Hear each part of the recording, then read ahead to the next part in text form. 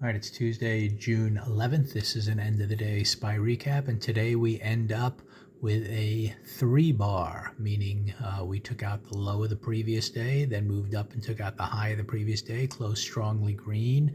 It's at the top of a 4-day range, and we have a big economic number tomorrow along with the Federal Reserve. So there should be some volatility in here, but it's still sets up in the context of a big 4-day range where we've been going bottom to top to bottom to top to bottom to top for a while now, and either we're going to break out strongly in line with the bigger picture context, which is up, or we could fail, come back through the range, and eventually break out to the downside, and we'll find out. As always, we use kind of intraday price action and structure to guide us, and today it really, unfolded the way you would expect things to, given this type of a green bar back to the upside.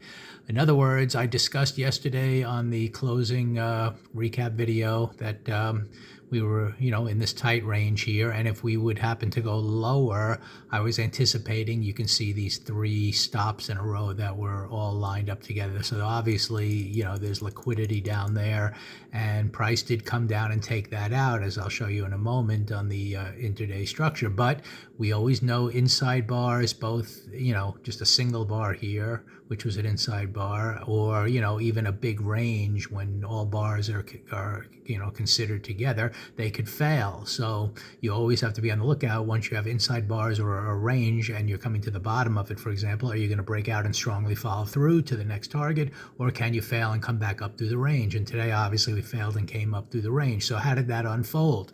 It unfolded with a pre-market range between the blue lines. We always look at opening price action. I shot a video how I aggressively bought some puts here before this 15-minute bar ended, because we were coming down through this pre-market low.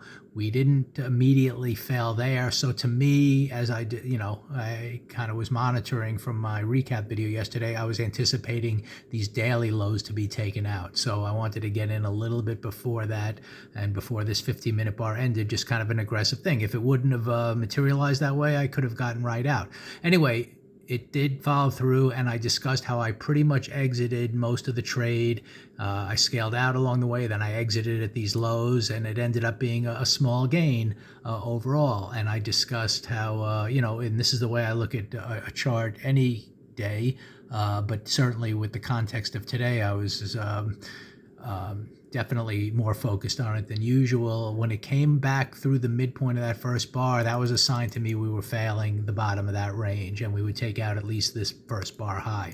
So, I didn't buy calls there, but I think conceptually you could have. Anyway, it did come up and take that out, and the structure changed back to the upside. At that point, you had an orderly pullback. I discussed how I bought calls since, if you didn't want to aggressively buy calls here, just anticipating that failure, you had the pullback here, and then there's these green bars in here. I bought calls here discussing how, it was taking out the high of the day, and then if it did that, you're getting back through the midpoint of the prior day and could get to the top of the range. And that's what happened. We worked all the way back up to the top of the range, and eventually we took out yesterday's high right at the end of the day. So we end up with a nice green, 3-bar. Now, 3 bars aren't actionable signals. They're just kind of showing you get lower lows and higher highs. It could fail and get back to lower lows. You'd have to have price action kind of guide you that way, just like it did today to the upside. So we'll see if that happens. And a lot will happen tomorrow in the pre-market with I'm sure a wide pre-market range, given the release of whatever the CPI is and everything else. Anyway, we are definitely still in the uptrend here on the weekly chart.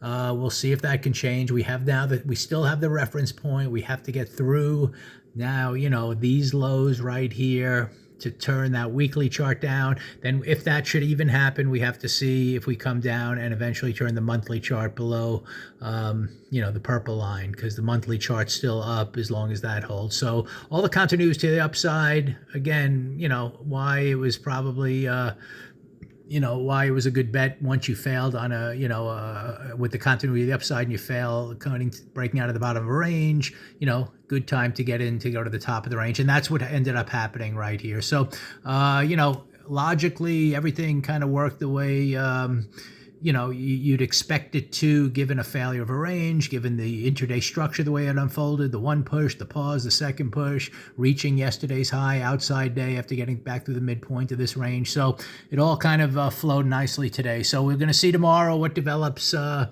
it could be, it's always tricky on these wide pre-market ranges on news days, how to handle it. But it'll at least guide you where to go. So we know the trend's up. We kind of know where things have to, break down below for things to really turn negative. And in the end, the only way we're going to get a little bit of a pullback is to get this weekly chart failing in some form. And for now, with a couple of days or 3 days to go in the week, we got to get through the open of the week, or at least fail on some kind of daily, bar, maybe making a higher high here, come back through the midpoint of that bar in order to start that process of the weekly chart, maybe, getting through its open and turning red. So that's what has to happen to turn negative. Other than that, we're biased to the upside. And today, good day on the failure down. You should have been, if you were going to play this, on the downside right out of the gate, you had to know you could fail there. And then ultimately we had a nice reversal back to the upside.